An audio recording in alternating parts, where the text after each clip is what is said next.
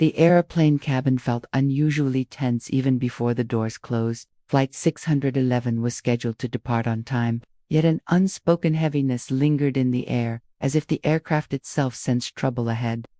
Passengers settled into their seats with tired movements, buckling seat belts, adjusting armrests, and scrolling through phones.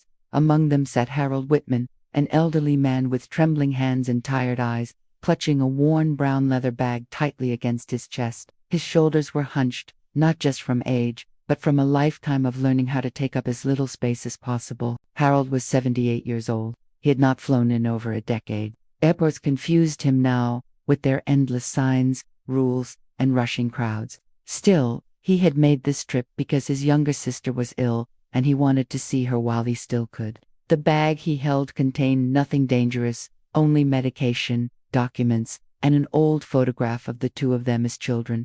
To Harold, it was priceless. As the final passengers boarded, flight attendant Megan Blake strode down the aisle with sharp, purposeful steps. She was known among her colleagues for being strict and efficient.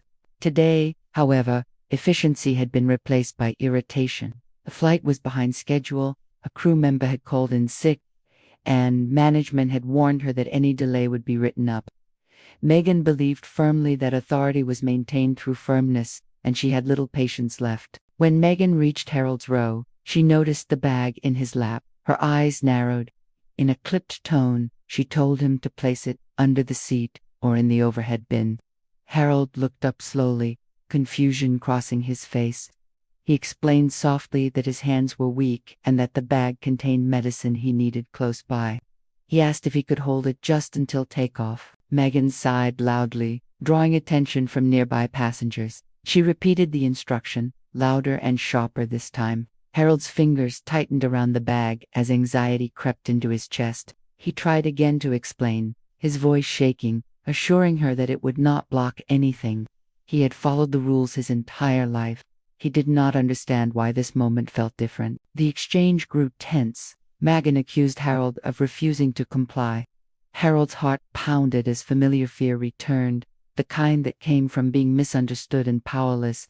Passengers nearby began to watch, some with concern, others with impatience. A few phones were subtly raised. Megan reached for the bag without warning. Harold reacted instinctively, pulling it closer, afraid it would be taken or damaged.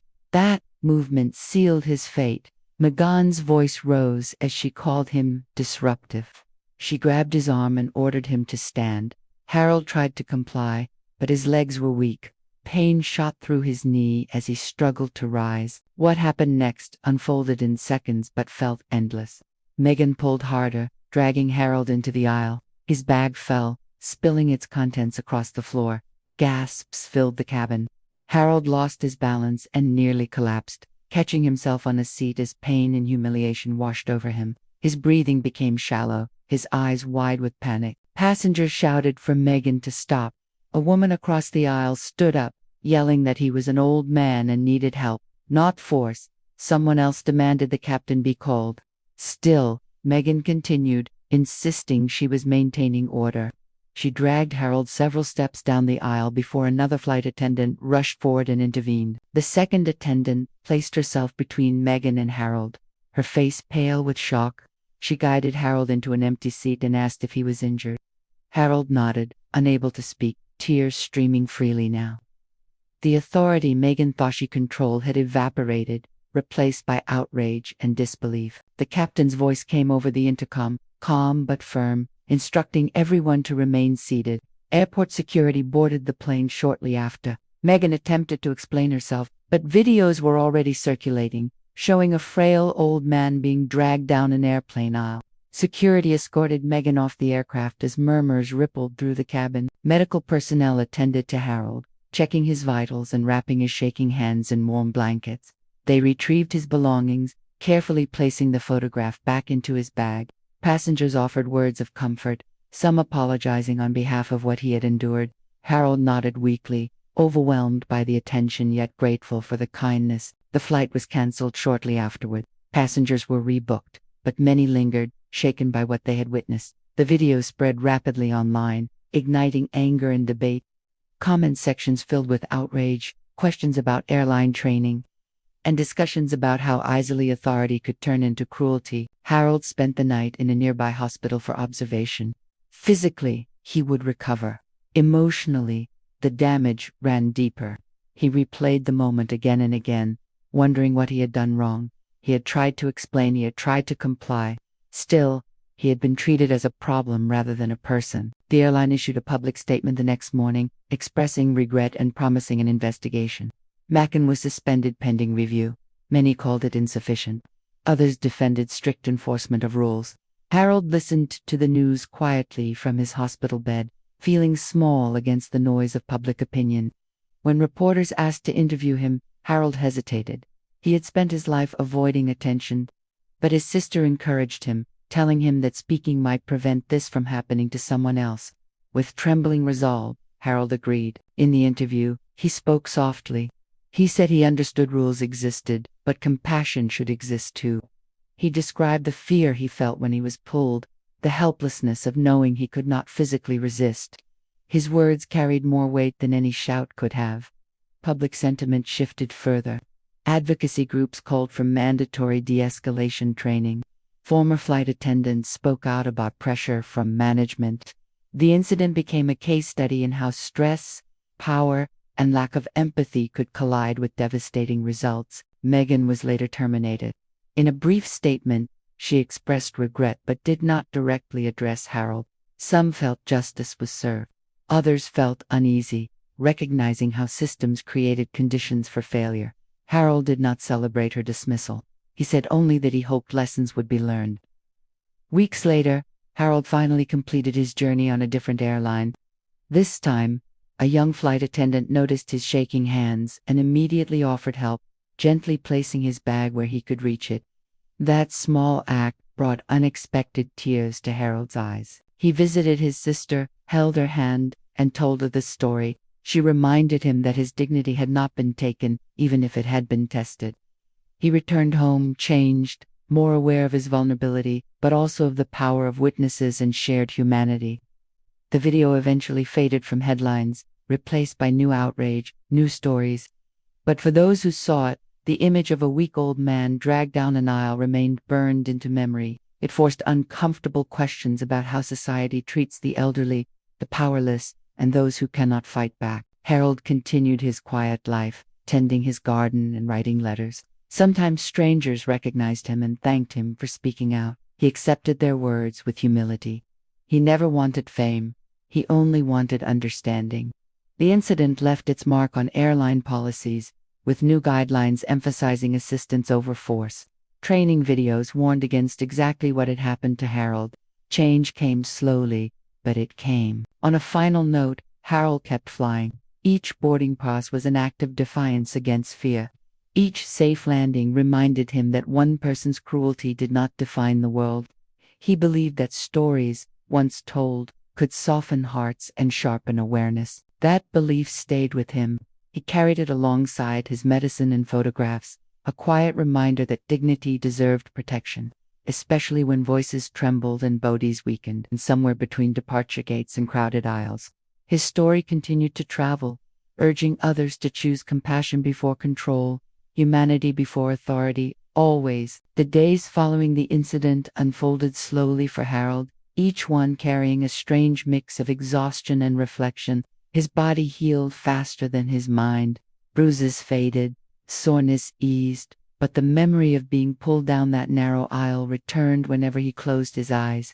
The smell of recycled air, the echo of raised voices, the sudden loss of balance, all of it replayed in fragments, uninvited and vivid. At home, Harold found himself moving more cautiously than before. He double-checked locks, reread instructions, and hesitated before making even simple decisions. The world felt sharper, less forgiving. Yet alongside the fear was something new, an awareness that his experience had not disappeared into silence. People had seen, people had spoken up. That knowledge mattered more than he initially realized. Letters began arriving in the mail. Some came from strangers who had watched the video online. Others came from elderly passengers sharing similar experiences they had never told anyone about. Harold read every letter slowly, sometimes pausing to steady his breathing. Many thanked him for reminding them that they were not alone. A few apologized on behalf of a society that too often rushed past the vulnerable. Harold kept those letters in a small box beside his bed. Community groups invited him to attend meetings, not as a speaker, but as a guest of honor. At first, he declined.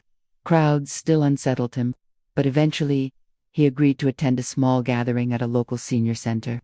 When he entered the room, people stood and applauded gently, respectfully.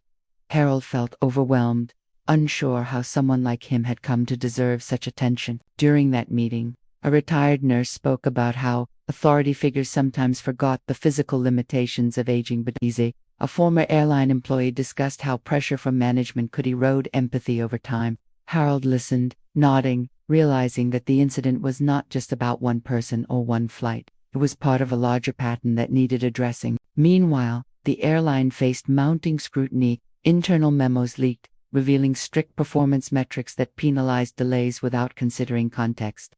Former employees described a culture where compassion was encouraged in theory but discouraged in practice. Public pressure forced executives to appear before regulatory committees, answering uncomfortable questions about training, oversight, and accountability. Harold watched these developments from a distance. He was invited to attend hearings but chose not to. He believed his role had already been played. Others could carry the conversation forward now.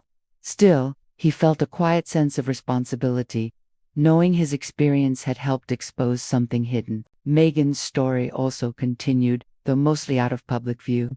Reports suggested she enrolled in anger management counseling and stress reduction programs. Some people online mocked her, others defended her, and many argued endlessly about blame. Harold avoided reading those comments. He did not wish harm on her, nor did he excuse what she had done. He believed consequences were necessary, but so was the possibility of growth. One afternoon, months after the incident, Harold received a handwritten letter with no return address. Inside, Megan apologized directly. She described the pressure she felt that day, her inability to slow down, and the moment she realized she had crossed a line that could never be uncrossed. She did not ask for forgiveness. She only said she was trying to become better. Harold folded the letter carefully and placed it in his box. He did not respond, but he felt a small weight lift from his chest. Travel slowly, returned to his routine. His sister's health stabilized, and he visited her again, this time with more preparation and support. Airline staff treated him with notable care, sometimes too much, as if afraid of making a mistake. Harold appreciated the kindness but hoped one day it would feel normal rather than cautious. On one flight, he noticed a young flight attendant helping another elderly passenger with a walker, speaking patiently and kneeling to maintain eye contact. Harold watched quietly, a soft smile forming. That simple scene meant more to him than any public apology ever could. The incident also changed how other passengers behaved. Several people admitted they had previously stayed silent during confrontations, afraid of causing delays or drawing attention. After seeing what happened to Harold, they felt emboldened to speak up. One woman wrote to him, saying she intervened when she saw a disabled man being spoken to harshly at a gate. She credited Harold's courage for giving her her own. At home, Harold resumed his routines. He watered his plants each morning, brewed tea in the afternoon, and wrote letters by hand in the evening. His movements were slow, deliberate, and grounded. He no longer rushed, no longer apologized for needing time. If the world demanded speed, he answered with steadiness. Occasionally, he was asked how he wanted to be remembered. The question always surprised him. He did not see himself as remarkable. He replied simply that he wanted to be remembered as someone who did not disappear when it would have been easier to do so. Someone who stayed present, even when afraid. The airline industry continued to evolve under public scrutiny. New training emphasized recognizing physical limitations, managing stress responses, and seeking assistance before force. Role-playing scenarios included elderly passengers, children, and people with disabilities. Instructors reminded crews that authority was not proven through dominance, but through care. Years later, the video resurfaced briefly during a documentary about transportation ethics. Harold was older now, slower still, but his eyes held the same quiet clarity. When interviewed, he said something that resonated deeply. Rules should protect people, not replace judgment. His words were quoted widely, shared in classrooms and workshops. As time passed, the sharp edges of the memory softened. Harold could think about the flight without his heart racing. He still felt sadness, but it no longer defined him. Instead, he felt connected to something larger, a shared effort to treat one another better, even in stressful spaces. On his 80th birthday, his family surprised him with a small gathering. They gave him a photo album filled with letters, articles, and pictures from the past few years. On the last page, his sister had written a simple note, thanking him for showing strength without aggression and courage without cruelty. Harold closed the album slowly, blinking back tears. That night, as he sat by the window watching the sky darken, he reflected on how one ordinary trip had changed so much. He had boarded that plane as a quiet old man hoping to see his sister. He had stepped off as a reminder that vulnerability did not erase worth, that even weakness, when met with honesty, could reveal powerful truth. Harold knew the world would never be perfect. There would always be rushed people, strained systems, and moments of failure. But he also knew that stories could interrupt pattern. They could pause a raised hand, soften a hardened voice, and remind someone, somewhere, to choose patience instead. With that thought, he turned off the light and rested. Tomorrow would come, as it always did, with its mix of challenges and kindness, and Harold, carrying both scars and lessons, would meet it the same way he met everything else, now slowly, steadily, and with his dignity intact.